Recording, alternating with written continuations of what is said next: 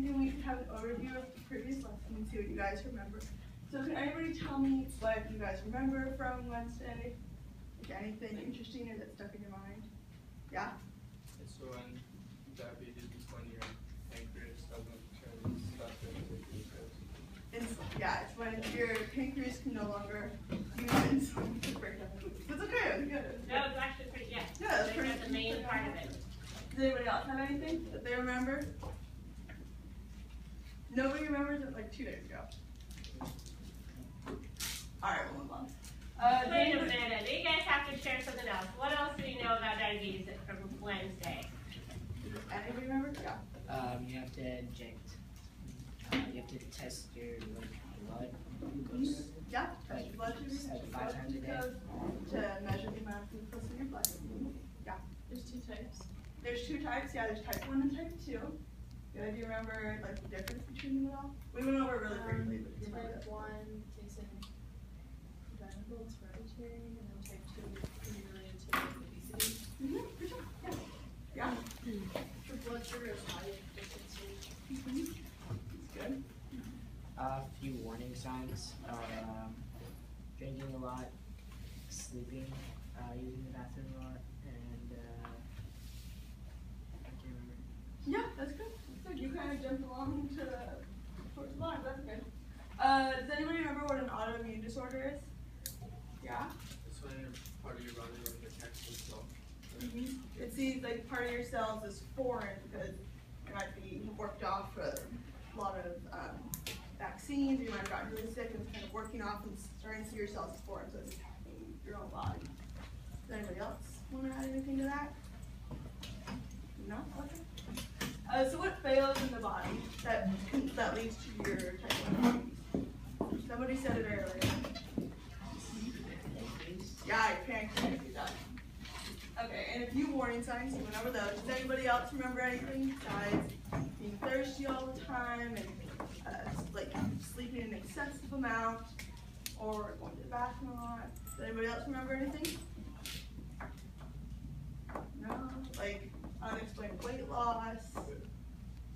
Anything else? How do you feel? Not good, like really bad, like you're really sick. Yeah, you feel very sick.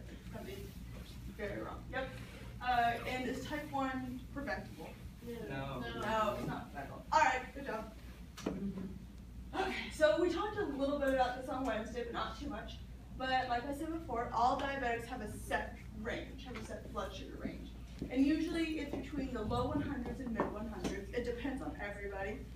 Doctors have like a set formula for when they put your age in and how to diagnose and all of that. And that can lead them to tell you like what your blood sugar range should be. So my blood sugar range is between 120 and 160. So if I'm a little bit below 120, I might need to eat something to bring my blood sugar back up. Or if I'm over 160, I'm going to need some insulin to bring myself back down. How many times a day should you test your blood sugar? Does anybody think they know this? Yeah, we kind of talked about this. Like 6 plus. Yeah, it depends on, yeah. Like 5 to 10. Test before every meal, so like breakfast, lunch, and dinner. If you eat a snack, you should do it. If you're going to go do some exercise after school, you need to test your blood sugar. You're supposed to do it before you drive. Like, it adds up a lot. So why is it critical to test your blood sugar? So it's very important to test your blood sugar because you want to make sure you're always in your range, so you always feel good. So if you're going a little bit low, you want to fix that before maybe you go to work, or you go exercise, or you go eat. You always want to be in your blood sugar range so you always feel good and you don't run into an emergency. Okay, so effects on the body if left untreated.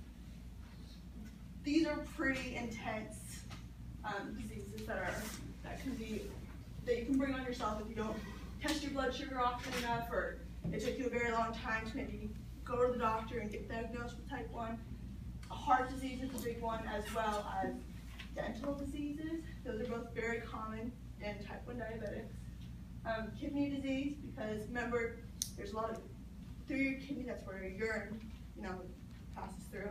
So the glucose will keep building up, and only water is going out. So then it becomes very bad. So a lot of diabetics actually have to take like kidney pills, like to keep your kidney safe. I don't remember what they're called, but I actually have to take them to make sure my kidney is always healthy and it stays safe, and I don't become very sick and have to go to the hospital because I have like a kidney infection or such. In severe cases, it can lead to blindness or very bad eyesight. Like I said before, my mom's also type 1 diabetic, and when she was diagnosed when she was 9, back then they didn't know enough about type 1 diabetes, and you weren't really able to test your blood sugar. You just kind of had to give yourself insulin based on how you felt through the day. So she would kind of have to go, okay, I feel kind of low or I feel kind of high, and I'm going to eat something. So she'd kind of have to base it off of that. And then to like, at the end of every day, she'd have to kind of like pee on a little stick, almost like a pregnancy stick, I guess, and it would test the amount of glucose in her blood. And so if it was a certain color, that told her like, oh, you did well today, or if it was a bad color, that wasn't very good. And so now she doesn't have very good eyesight. Like she can't really see past 7 o'clock because it gets too dark for her, so she can't drive past 7 o'clock. It becomes just completely black. Amputation is also very common. Well, it's not very common, but it's likely because in type 1 diabetics, if you don't take very good care of yourself, you begin to have a lot of nerve damage, nerve system damage, and not enough blood circulation, which can happen a lot in your feet. So you have to get your feet amputated. I know a few diabetics that have actually had a foot or two, and 1 foot amputated because they didn't test their blood sugars enough and keep on top of it. And so, okay. So we've talked a little bit about this on Wednesday. If your blood sugar is out of range, what should you do? Can anybody tell me?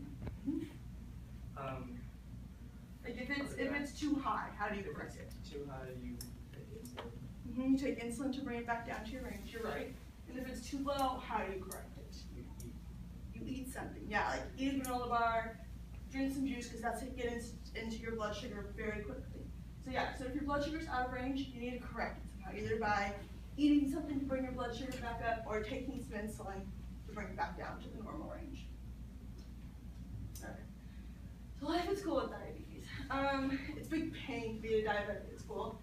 You have to inform all your teachers by, emailing them or seeing them on the first day of school and saying, hi, like, my name's Brianna, I'm a type 1 diabetic, and just so you know, I might have to eat in class if my blood sugar gets kind of high, or I might pull out my pump, which looks like a phone, but I'm not texting, and I might have to give myself some insulin.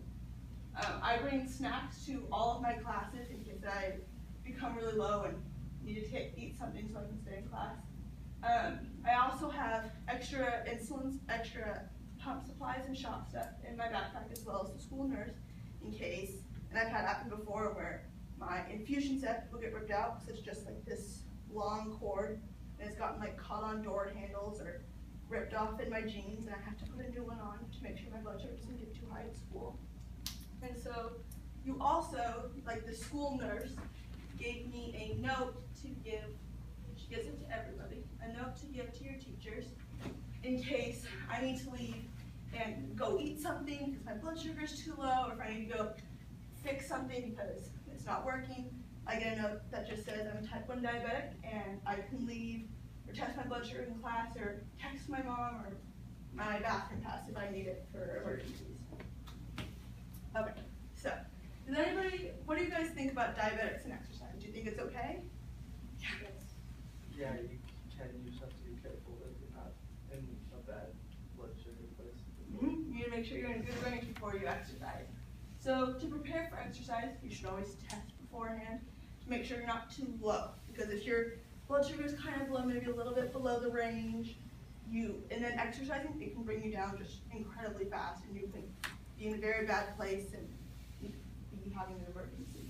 So you always need to test, and it's also important to, if you can, maybe bring like a juice box or a granola bar, like shove it in your shorts or in your coat or something, just in case something happens. Like yesterday, for example, I decided I was gonna go for a run because it was really nice out, and I was really bad, and I didn't test beforehand, even though it takes like 10 seconds, so I don't know why I didn't.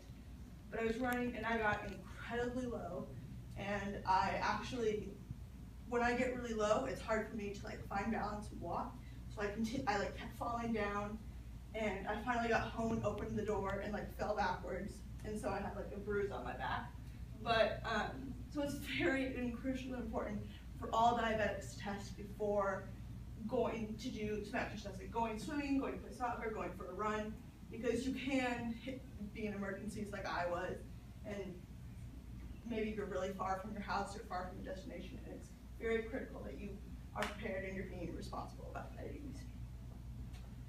Okay, so is there anything a type 1 diabetic is restricted from eating? Do you guys know?